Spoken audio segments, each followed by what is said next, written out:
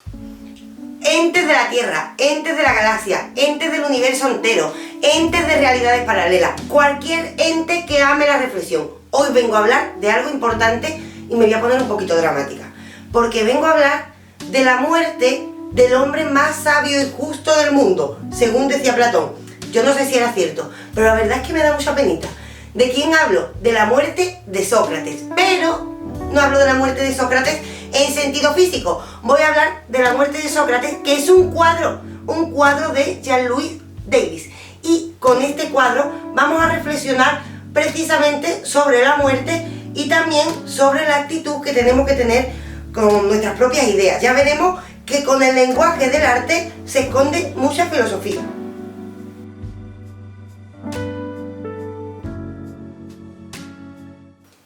¿Y qué encontramos en este cuadro concretamente? Primero vamos a hacer un breve repaso por la muerte de Sócrates.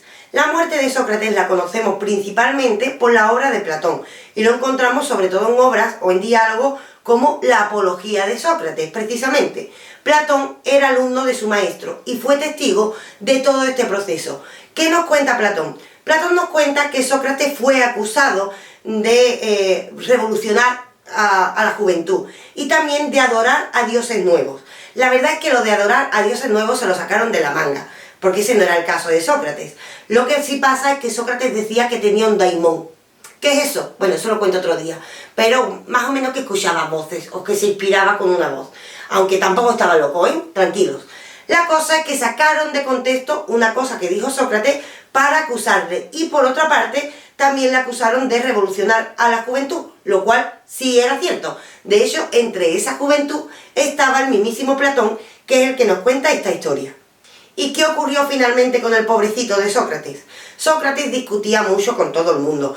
Sócrates iba por las calles hablando de filosofía. Sócrates discutía con los sofistas. Sócrates era un poquito puñetero y políticamente incorrecto. Y es por ello por lo que le acusan. La intención era desterrarle de Atenas y de hecho se propone como condena. Pero a Sócrates, que le iba a la marcha, pues no le gustó la condena y empezó a quejarse y a poner nervioso al mismo jurado que él estaba estudiando, su caso. ¿Qué ocurrió finalmente? Haciendo un gran resumen.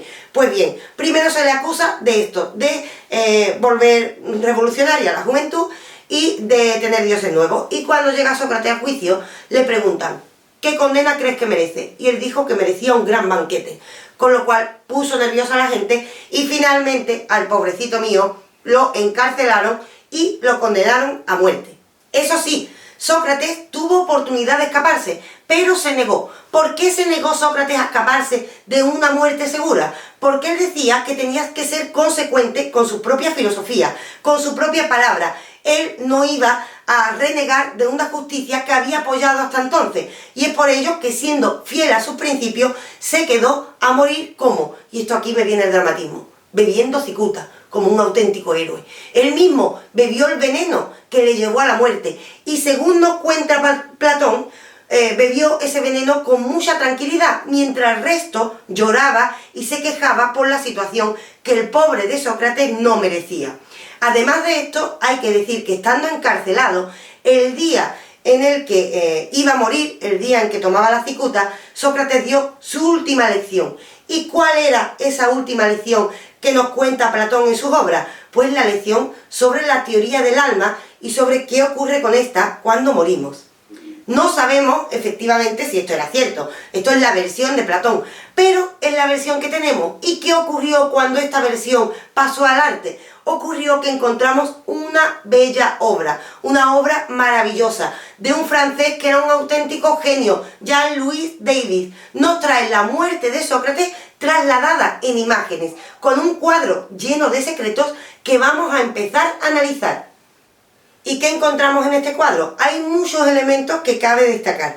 Aparentemente estamos ante el momento en el que Sócrates va a beber la cicuta. Atiendan a la copa que se le está ofreciendo, que es precisamente ese veneno. Pero hay más detalles a los que debemos atender y que enriquecen la versión de Platón. Ojo, estos detalles nos llevan a la reflexión, no a saber más sobre qué ocurrió con Sócrates, ya que Jean-Louis David lo tenemos en la Ilustración y lo tenemos en una época en la que ya no conocía a Sócrates, pero sí que nos sirve para reflexionar. Fijémonos primero en Sócrates. Sócrates está para coger la copa de veneno, es decir, a punto de morir, y también tiene otro dedo que señala al cielo. Con ello nos está hablando precisamente de su teoría del alma y está hablando de qué ocurre cuando vamos a morir. ¿Y qué ocurre cuando vamos a morir según Sócrates? Para Sócrates o para Platón, ya que esta versión nos la da Platón, y Platón sí que utiliza a Sócrates como personaje para decir sus propias ideas, de esto les hablaré en otro vídeo. Pues bien, como decía, en la obra, en la Apología de Sócrates también, en la que se nos habla de la muerte de Sócrates, se nos dice que el alma en realidad pertenece a otro mundo. Y cuando llega a lo que ocurre es que la cárcel, más o menos, es la cárcel de ese alma es ese cuerpo. El cuerpo es la cárcel del alma, queda atrapada. ¿Y qué ocurre cuando morimos? Que el alma es libre. Por ello, Sócrates señala al cielo y se le ve ese rostro de tranquilidad, se le ve tan sereno, porque en realidad está a punto de ser libre. Pero además hay más elementos que cabe destacar. Vemos también un personaje muy angustiado, un personaje que intenta convencer a Sócrates de que no lo haga. Este personaje es Critón, es otro filósofo de la época que estaba en el círculo de Sócrates, del que también nos habla Platón, y que efectivamente intentó que Sócrates no cometiera este acto. Recuerdo, Sócrates podía elegir entre el destierro y esa situación, pero Sócrates no iba a ceder porque estaba convencido de que no había hecho nada malo y por ello asumió la condena. Aún así, los alumnos que vemos alrededor, como Critón, le están intentando convencer de que no lo haga. Atendamos también a otro pequeño detalle. Debajo de Critón encontramos también una piedra que tiene un símbolo, el símbolo de la ciudad que condenó a Sócrates, una ciudad que todos amamos ahora, una ciudad que fue el centro de la filosofía en su época, gracias a la cual tenemos filosofía, gracias a la cual tenemos democracia. Ahí encontramos el búho de Atenas, el búho como símbolo de la ciudad de Atenas, la ciudad que a pesar de ser el centro cultural le está condenando, está ahí presente junto a Sócrates, pero por debajo de Sócrates, porque Sócrates se ha elevado gracias a la fidelidad a sus propios principios. Pero además encontramos más elementos por ahí escondidos. Fijémonos en esas cadenas. Hay un personaje que le ofrece a Sócrates una copa. En esa copa está precisamente el veneno, la cicuta que le llevará a la muerte. Ese personaje no mira a la cara a Sócrates, se avergüenza de su propio trabajo. Todo el mundo supo que esa condena era una vergüenza. De hecho, siempre se dijo que la vergüenza de Atenas fue condenar y llevar a la muerte a Sócrates. Y en ese carcelero que le da la copa encontramos precisamente la vergüenza de esa ciudad. Pero miramos debajo de ese carcelero. ¿Qué vemos debajo? Unas cadenas, pero unas cadenas que están abiertas.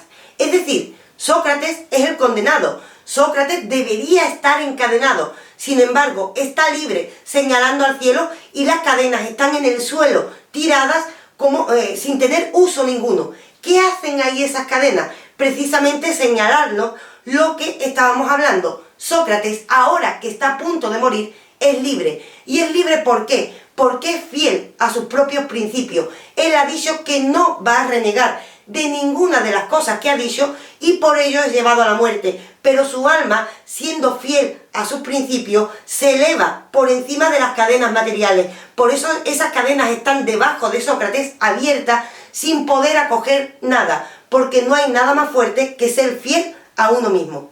Y por último, vamos a la parte más importante del cuadro. Una parte que normalmente la gente no suele mirar, no suele percatarse de un detalle que es el que nos dice todo el sentido de este cuadro. Primero, veamos ese anciano, un anciano que da la espalda a toda la escena. ¿Cómo da la espalda a una escena tan importante? Pues bien, este anciano es Platón. Para empezar, miremos detrás de Platón. Detrás de Platón, al fondo, hay una mujer, a la que se llevan. Esa mujer es Jantipa, la esposa de Sócrates. Según nos cuentan las crónicas que tenemos y también Platón, a Jantipa se la tuvieron que llevar. Jantipa era una mujer de toma pan y moja. Jantipa tenía mucho carácter, según decían en Grecia. Ya hablaré de Jantipa en otra ocasión. Pero en ese momento se derrumbó porque amaba profundamente a Sócrates, con lo cual no pudo quedarse hasta el final y por ello vemos que se llevan a Jantipa. Más cerca de nosotros encontramos este anciano, Platón. Este Platón tiene en el suelo unos pergaminos. ¿Qué son esos pergaminos? Esos pergaminos son las obras que nos han llegado que nos hablan de la muerte de Sócrates, como la apología de Sócrates. Y además hay un elemento muy llamativo que es el que nos pone en la pista de la intención del pintor. Platón, cuando murió Sócrates, era joven, no era anciano. Platón era un joven muchacho que amaba a su maestro, pero para nada tenía esa edad. En ese cuadro parece incluso mayor que Sócrates. ¿Por qué ocurre esto? ¿Por qué ocurre esto y por qué está dando la espalda precisamente a toda esta escena? Fijémonos también en la luz. El cuadro, por esa parte, es más oscuro y por el resto más luminoso. Toda la luz nace de este anciano y nace de un anciano que en ese momento no era anciano. ¿Qué ocurre entonces? Que aparentemente estamos ante el cuadro que representa la muerte de Sócrates, pero no es así. Este cuadro en realidad representa el recuerdo de Platón, ya anciano, de un momento que vivió cuando era joven, que era la muerte de Sócrates, y que dejó escrito en esos pergaminos que tienen en los pies y que nos ilustran o que nos llevan a una de las historias más tristes de la humanidad.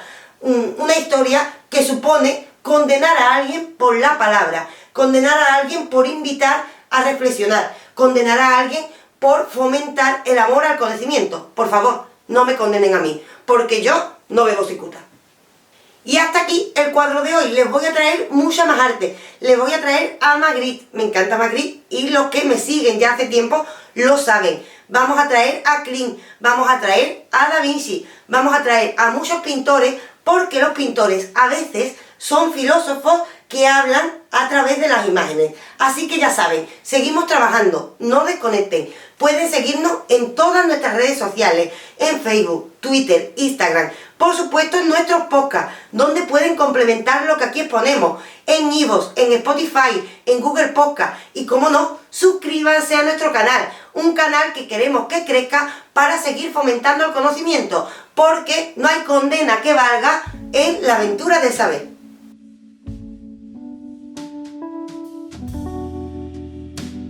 Que el cuadro es muy bonito. Le pregunto a la gente que me aconseja un deporte, pero no yoga, que yo ya fui y me reí. Yo quiero uno en el que no me ría, sino que me concentre en las cosas y que me canse mucho.